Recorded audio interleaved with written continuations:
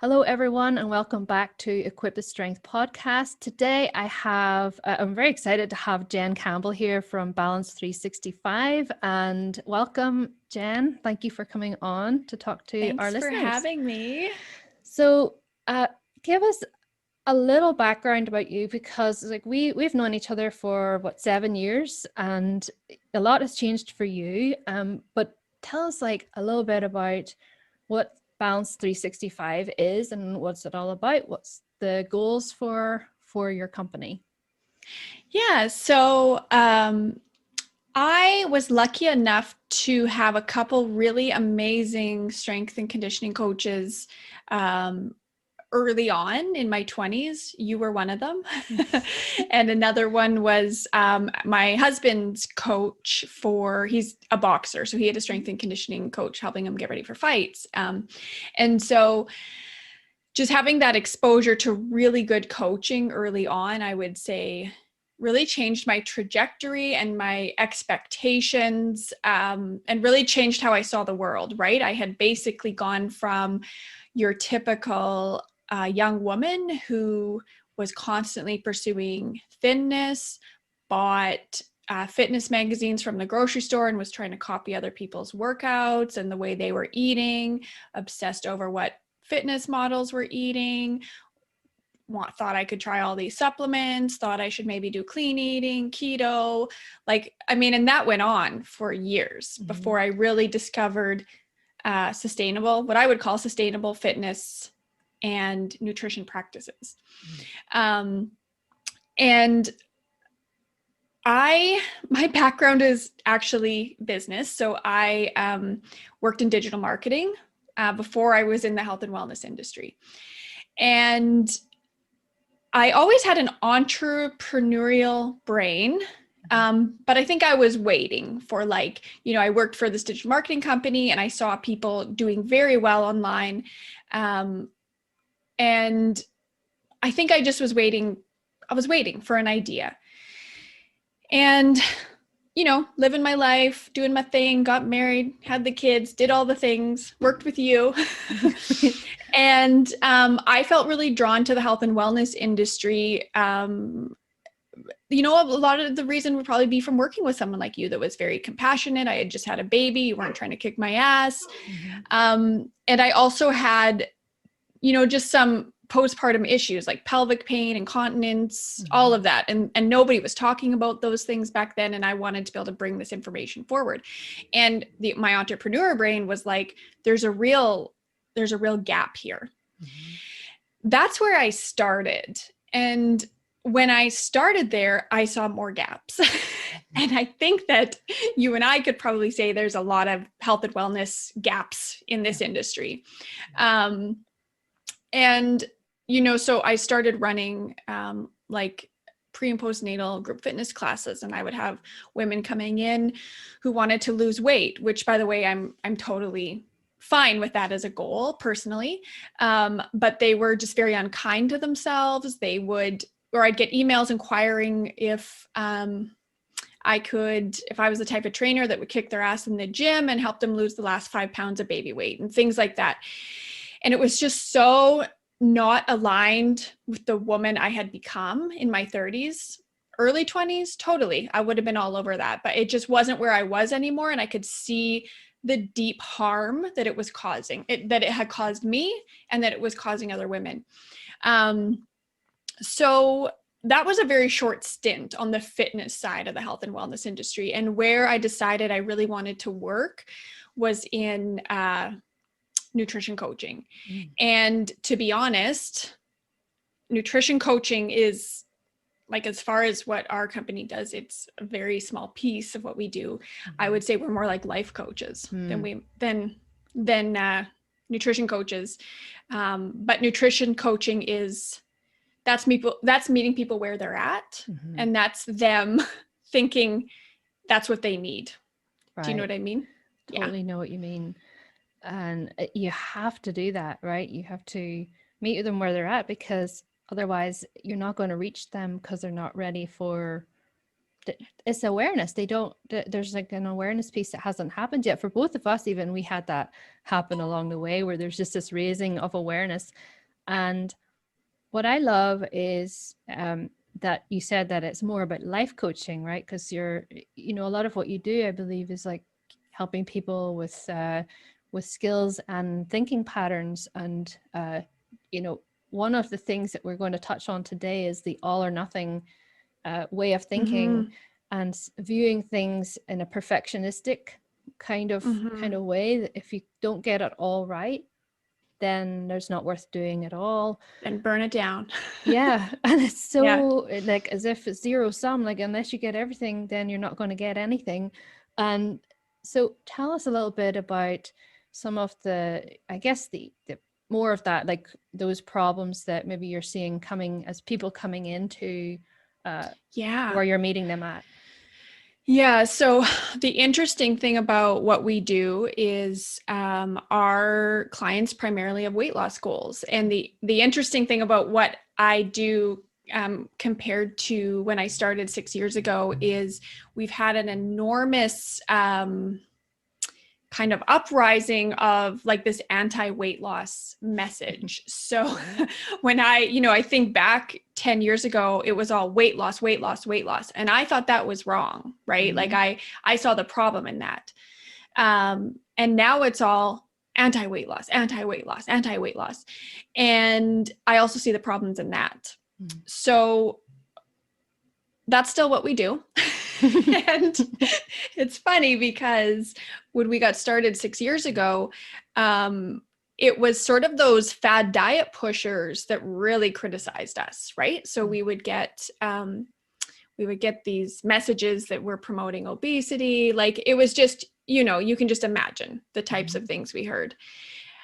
Now we don't hear from those people at all. Now we get, nasty comments from people who think talking about weight loss in any form is oppressive. And so that's just the other side that we're now navigating. And so on that note, we, our sort of elevator pitch would be that we help women find their ideal body weight without dieting. And one of the problems out there is that the health, wellness, fitness industry, whatever you want to call it, they have been pushing a body ideal for decades, right? And so we've got all these people out there that message is totally going right over their heads, because this ideal that keeps being pushed is purely aesthetic, and it's so unattainable for your average person that why would you even bother? Right? Yeah. And so I could see that there was this enormous gap here. There's people that they want health and wellness, but they're not necessarily looking for a six-pack, right? They just want to lose a little weight, feel a little better, move a little better, have more energy, better nutrition habits, but they still want to have cake, they're looking for balance, which hence is why we're called Balance 365. Yeah. And so if anyone was coming to me looking for hi, I'm trying to get a six-pack, should I join your program? I would say, no, we're not for you. And in my own personal journey, for me, finding balance meant living in a body that's heavier than my leanest weight, right? So I'm, depending on the season, 20 to 30 pounds up from my leanest weight. And that's balance for me. Yeah. And my business partner who I founded this company with, Annie, she used to be a size 24 and now she's a size 12. So for her, it's actually, she is in her leanest weight. And we always try to share both of those stories so people understand, both sides of this issue. Is that what your healthiest weight is may not be what you think. Right. And how does the sort of like perfectionism show up for those people who are, I can just imagine, well, I kind of know from, the types of things I see, I'm sure that having two extremes where you have the health at every size and intuitive eating, where you can't mention words like fat loss, or, you know, there's certain words that are banned from some groups, which is, you know, triggering for some people. But then you have those people who genuinely do want to lose weight, but they're kind of lost in the sea of, well, what's the best thing to do? But how? The how, right? So how, Yeah. well, how, how are you, those people are the ones who are maybe trying to find the right way to do it. Is that like kind of Yeah. how you're seeing it? Totally. And so, of course, we have a lot of perfectionist thinking out there, and we have a lot of all or nothing thinking. And whether, you know, where that comes from in our society, our upbringing, it's literally everywhere, right? Yeah. It's in health and wellness, it's in business, it's in academic achievements. And so collectively, we have this perfectionist all or nothing mindset, right? And so, that's kind of trickled over everywhere. So we have people who would like to improve their health and wellness, but it just seems so unattainable because they have this idea that adding protein to breakfast is not enough. So why bother, right? A lot of self-sabotage thoughts coming up. So why bother is something we hear a lot. Yeah. So why bother? And so for us, we talk a lot about, which this phrase actually came from Dr. Yoni Friedhoff, and he's an obesity medicine doctor here in Canada. And he said, your healthiest weight is the weight you reach when you're living the healthiest life that you can enjoy. And that's going to be different for everybody. And so sometimes we prepare people coming in to our program that we can absolutely help them with weight loss. It may not look like what you've been imagining, but that's okay. And to just kind of be open to this, to figuring out what that is, because it maybe isn't an experience they've ever had before.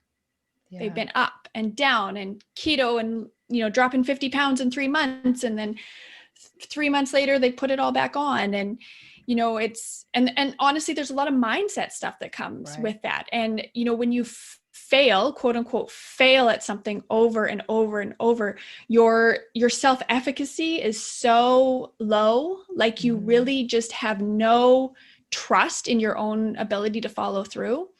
So, you know, a lot of times we're working on those foundational mindset issues that a lot of people carry with them. Love that you brought that up, because though the self-efficacy and the sense of agency is really taken away by the fitness industry, because they start with, I'm the hero of your story. The coach says, I'm going to fix you. So of course it's immediately reinforced that person, I'm broken. I need somebody I have no power in this. So what you're saying is that you're equipping, or you're helping people reveal to themselves that they have the tools to find a way forward. Yeah. And when people thank us, this is exactly kind of our policy and our philosophy is saying, like, we offered you an invitation and we showed you where the door is. You're the one that walked through it. Yeah. Like, you are the one who did this work. And to me, that's what feels right. So for a woman who really felt like she had to reclaim her own body autonomy, for many different reasons. One of them was definitely diet culture and living in that world for so many years. Another was just sort of my upbringing and some of the messages I got there. And having 3 babies in 4 years, that was really reclaiming your body after those experiences. And so the interesting thing was that I see these kind of 2 opposing messages, right? Like weight loss, and no weight loss, no weight loss, no weight loss. And my experience was so not either. You know, it was just so, you know, I had 3 babies in 4 years. Like, don't tell me what is right for my body. Like, you know, and I after my 3rd baby, I was the heaviest I was the heaviest I'd ever been in my life. And I had no idea what to do about that, because all I had ever known is honestly keto. That's basically what I did, keto or low carb for a decade. And so after I had my third baby, I had a huge awareness that I couldn't do this dieting stuff anymore. I couldn't do this body shame stuff anymore. But then I didn't know what to do. Right. And, at that time, it was 2013, like the body positive movement was starting to pick up steam back then. It's nowhere near what it has become. And I don't even think Health at Every Size existed in 2013. I'm not sure about that though, but anyways, it didn't exist in my world. And my personal experience in that world was, like, I just remember specifically going from a macro counting program and Facebook group that was horrific. Like, it was so unhealthy. Looking back, I could tell you a million stories. It was horrific. And, a woman with 3 kids, like 3 babies, I guess for me, like, I had no business being that extreme with my nutrition at that time in my life. Like, it was, I remember trying to figure out how many macros were in a bowl of spaghetti sauce with a baby crying at my feet, and like, it was just the chaos of it, right? 2 kids at the table. Like, it caused me so much anxiety. And I'm not saying it causes everybody anxiety. I'm just sharing my personal experience. And then sort of like walking away from that and saying, like, it's not sustainable for me. I can't be this extreme anymore. And sort of finding these body positive communities that were honestly so amazing for me in the beginning. And learning all of these different ideas. But then reaching a point where I knew I was the heaviest I had ever been, and I was so uncomfortable in my body, and my hips hurt, like, which I have some pain from my second pregnancy. Actually, my hips hurt. I felt heavy. I felt like this is not what size I'm supposed to be. It was just an intuitive thing. And bringing that up in those communities, kind of, which now I'm like, wow, how could you? But it was like, okay, I get it. Love my body, but it's a little heavy. And honestly, a thin white woman saying that in a community like that, it's just, I can't even believe I did that. And no wonder people had the reaction to me that they did. I clearly hadn't done all the work to understand body positivity at that point. And so the reaction to me was just so strong, and I was so hurt. Like, felt like, hey, I felt I had found a place I belonged in, and then all of a sudden I didn't. That was a point where I was just kind of like, goodbye all philosophies. I'm doing me. And I figured it out on my own. And I lost 30 pounds in 18 months. It wasn't extreme. It came as a result of self-care, life skills, and eating habits, really understanding habits and balanced nutrition. And so for me, I just wanted that for all women. I wanted that as an option for all women. They can do what they want, but I wanted to offer that as an option. And so, I met Annie, and Annie had this big weight loss story, which she was very private about. And to be honest, she's still pretty private about it, because it tends to attract, the wrong client for us, I think sometimes, it tends to attract a very desperate crowd of, what did you eat? Anyways, our philosophies really aligned, and what we wanted to introduce people really aligned. And she had this lived experience that I could never understand, of living in a larger body, which even at my heaviest, I would pass in our society for being, in a small to medium sized body. And so her experience and everything she had learned was just so incredible. And we came up with this company together. I think it's great the way that having gone through all of that has kind of landed you in the perfect place to speak to those exact moments in other people's lives where Mm, they're going through that something similar. They're trying to find their place in these often extreme views that it kind of seems like, well, it's either this or that. And that's again yeah. the mentality of either or, which is, it's just not healthy. And it it can be healthy for some people, obviously, Right. but it's for a lot of people it causes way more stress because Yeah. it shows that, oh well, if I can't exactly fit into their box, I can't, want to love my body and want to lose weight, or like, Totally. they It's feel that way. this very like actually very restrictive binary idea, and I just don't believe things are that black and white. I love this messy middle space that Annie and I live in with weight loss. And there's a quote by Brene Brown where she says, the hardest place to be is the messy middle, because you're taking arrows from both sides. And wow, I feel that. I feel that. And I think it takes way less energy to choose a side. It takes way less energy to say, um, obesity is the worst and everybody should be trying to lose weight all the time, or there's no such thing as obesity, and anyone who is a weight loss coach or who wants to lose weight is wrong. Yeah. And so I see it happen all the time in our industry, just different, colleagues that I have, or probably even mutual friends of ours, that they choose a side and they declare it on social media. And I think it's ridiculous. I honestly really do. It's not realistic. In many ways, it's not realistic. And I don't understand, like, what's wrong with it depends. I really don't know what's Exactly. wrong with saying that. Like, it's the truth. Like, it is honestly the truth. Every answer I give is it depends. Like, tell me about your story and let's talk about Absolutely. it. Yeah, we say it depends all the time. Like it depends, from in our coaching sessions to our team, in our mission. Like it really does depend. And that's the other reason having a coaching company, I guess, allows us to do that. And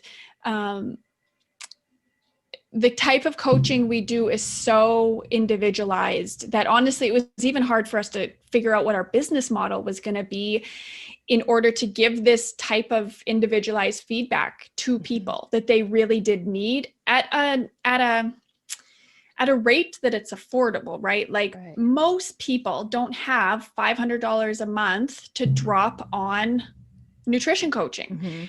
Some do, but that's not the audience I'm working with. And so I'm very happy with our business model now. And I think we've done the best we can at the price we offer our program at. And I'm really proud of the impact we're making. And I'm really proud of living in this messy middle and having these hard conversations every day. Definitely. And it's very reasonable, by the way, your program, especially given all of the support that you're offering in that coaching. I think that's so important. And people don't think they need it until they're there and they get it and they realize, wow, how did I go so long without this? They come for the weight loss. They stay because we have incredible coaches. We have 2 therapists and we have a dietitian on our team. And when they start getting access to these people, and I would say they come for the weight loss and then they start peeling back layers and another layer and another layer. And there's so much healing that's going on for women in Balance 365. It makes me so proud of them and proud of our team.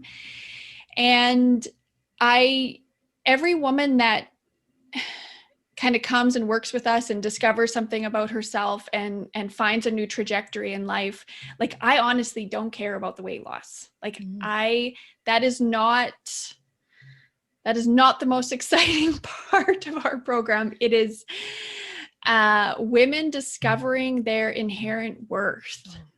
Like that is so powerful.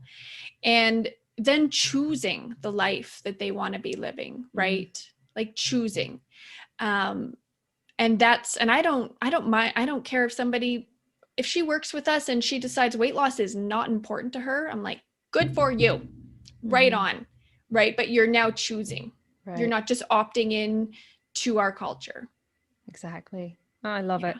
I'm like, yay, inside. I'm like, I love it. So I actually wrote down a few questions, but we already kind of touched on them. But one of the things, so I was like going through the program page for your coaching program, and I noticed in a Q&A, the frequently asked questions at the bottom, I got about before and after pictures.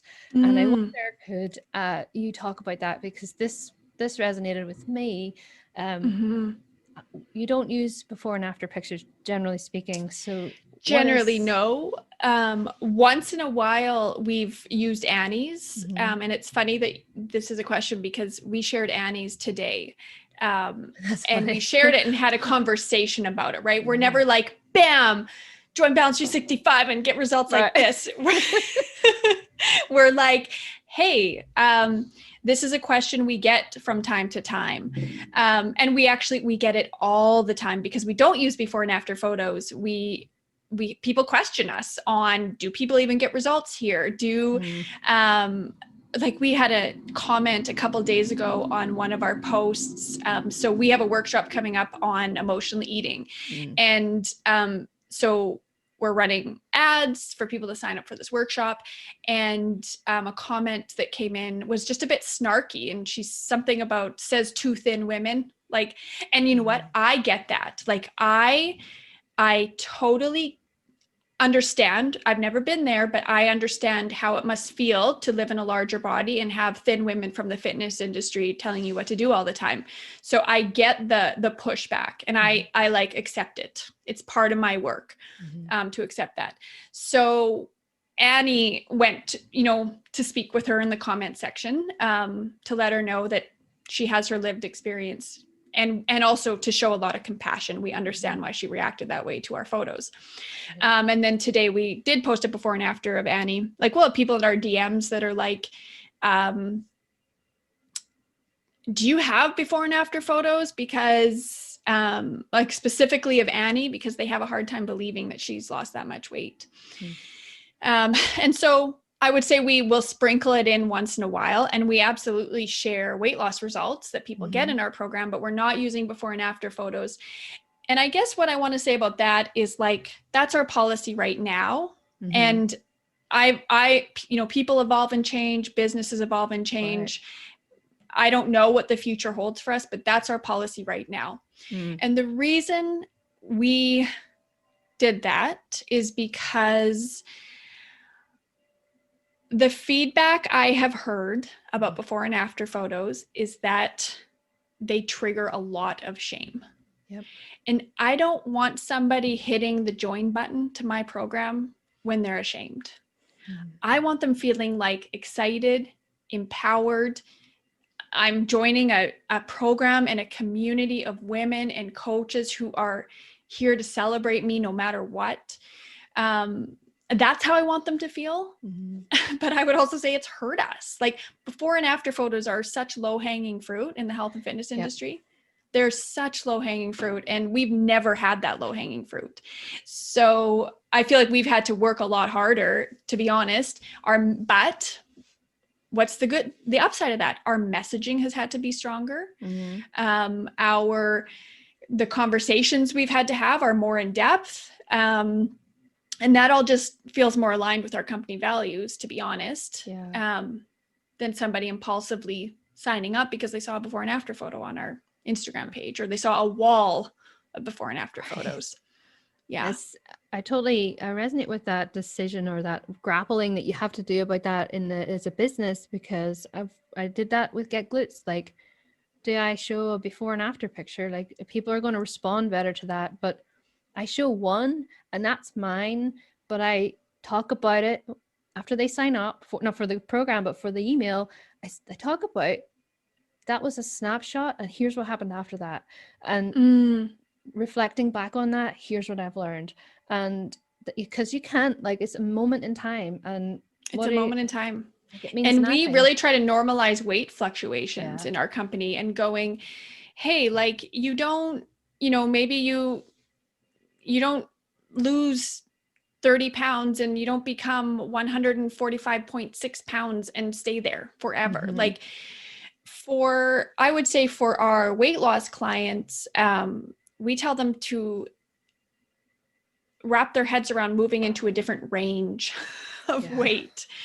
So even me at this point, I fluctuate in a 10-pound range. Mm-hmm. In the winter, I tend to be on the higher end of that. And in the summer, I tend to be on the lower end. And it's not something I have any shame over. It's not something I try to control anymore. I just ride the ebbs and flows of life. And that's not to say if I found myself on the higher end of that range and kind of staying there to a point where I was like, I might reflect on my habits and make some changes. But we really try to normalize weight fluctuations because like that's life. Yeah. Like that is the journey of life. We are not robots. We are human beings. We have circumstances that come up. We have emotions. We have different seasons of life that we have to go through. We have elderly parents that need taken care of. We have babies. Some of us have babies, right? Like there's there's just this idea that you like get somewhere and stay there. Yeah. And that's not realistic for most people. I remember thinking to myself, when even around the time actually we were working together and I was quote unquote in my best shape, I I thought that was it. I'd made it and I didn't have to worry about ever, anything would ever happen. And we'll talk about pride before a fall, because like I remember thinking, how do people find this so hard? Like, Right. Oh my goodness, I cringe at myself, but I thought that. I was like, because before I had struggled so much, and then after this sort of journey into fitness and strength, and that was my one answer, then when things, life happened, and I was like, what do I do now? And I just be completely honest. Very recently, I saw a trend I didn't like, and I reached out to my friend Lee Peel. And I was like, Lee, I need somebody else to tell me what's going on here. I'm just so caught in these weeds, and I needed somebody with a perspective. Some different. Coaching. I needed coaching. And all coaches need coaching. Like I have a team of coaches and we all coach each other. And and that's what's I love about even the community that we built, is that we're honest with our members. Like we all get up in our heads. Yeah. We all lie to ourselves. It's so human nature to overemphasize your strengths and underemphasize maybe your weaknesses. And so it's just so human. And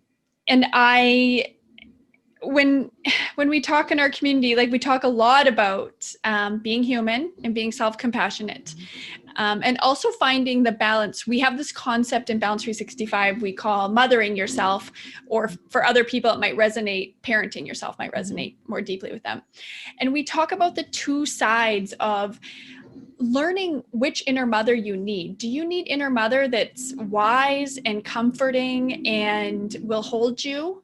Or do you need mom who needs to give you a kick in the butt, yes. Right? And it's not one or the other, right? And self-compassion doesn't have to be just comfort. Self-compassion, I think even as defined by Kristen Neff, who wrote the book, is showing your self-compassion and taking action in line with your values. Right. And so for us, we talk about how sort of like diet industry-ish area, it's tough love mom all the time.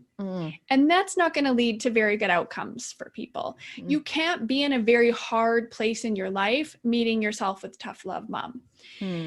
But on the flip side, we can get into our comfort zones and we can stay there and we can go round and round and round in these comfortable cycles until tough love mom shows up and says, okay, it's time, get going.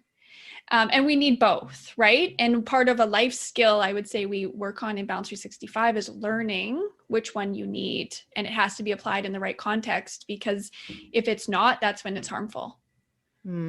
Right? I love that. It's like compassion is an action word. It's, Mm-hmm. is there anything that you particularly like want people to feel like or not feel anymore? I want people to feel like they are in charge of their bodies. Mm. There's so much noise out there of what we should do. And I think particularly for women, it is growing, I think, in men. And that's not even acknowledging, again, like I'll just acknowledge that I'm a thin white woman here. And this is an experience I can speak to. And there are so many people with different lived experiences out there that I can't speak to or give justice to. So I just want to acknowledge that before I move forward into what I want. But I want people to feel like they are in charge of their bodies. And this should noise is so loud. And I know for women in particular who really relate to each other in a relationship sense, it can feel very hard to know what you even want for yourself. And has anyone ever asked you? Right. That's what I want. And I, especially in this industry with the lose weight, don't lose weight, love your body. Hey, you can't love your body if you want to change it. Like it's all BS. It really is. And so what do you want? And that's something we ask our members, and nobody's ever asked them before. Right? Like, what do you want? What do you want? Yeah. Such a simple question, right? Mm-hmm. I remember somebody saying to me once, or I watched somebody's video and they were talking about like, whose goals do you have? Mm-hmm. Are they yours? And it took me for the longest time to realize that so many of the things I thought I wanted weren't even things that I started wanting. Like it was just kind of put on to me and I ran with it. And then at some point I'm like, wait a minute, why am I carrying this? Like, where did this come from? I think a lot of us are trying to build an identity, and we have like these aspirational identities, or we have people we think, hey, it'd be real great to be that. Yes. So then I'm going to start adopting all these things that I think are going to get me there, right? Instead of looking in and thinking, what do I want, right? So as far as like building life skills and things in Balance 365, we also do like core values and wellness visions. And that stuff might sound wooey or whatever, but like I'm telling you, people's whole trajectories change when they start defining their own core values for life. And I have worked with thousands of women, and I have never seen one's identical to the other. Right? We are all so different, and what makes us tick and drives us and pushes us towards meaningful and fulfilling lives is so different. And really, that's what makes the world go round, right? That we are all so different and have these different values. Love it. So tell me, what would you, if somebody's interested in hearing more about or learning more about Balance 65, obviously you have your website, which is balance365life.com, and also Balance 365 on Instagram. Yeah, Instagram. You mentioned an event coming up. We have an emotional eating workshop coming up. It might be over by the time this is published, but we try to have workshops every couple months, which are just super informative, mindset shifting. They're usually free. And if you take anything out of those and you don't join our program after, it's just that there's a different way to live. Right? Yeah.